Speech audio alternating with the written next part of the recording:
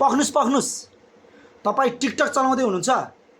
यदि तपाईँ टिकटक चलाउँदै हुनुहुन्छ भने पुरा भिडियो हेर्नु होला।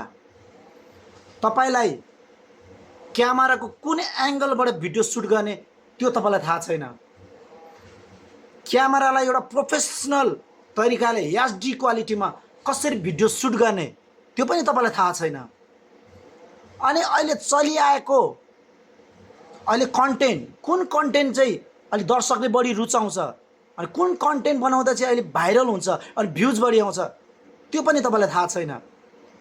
अनि तपाईलाई इफेक्ट फिल्टरहरू कसरी युज गर्ने, कुन चाहिँ फिल्टर एकदम मन परेको छ, कुन चाहिँ फिल्टर अहिले चलिआएको फिल्टर छ, जुन फिल्टरले चाहिँ तपाईको भिडियोलाई तपाईले बनाएको रिललाई चाहिँ भाइरल बनाइन्छ त्यो पनि तपाईलाई थाहा छैन।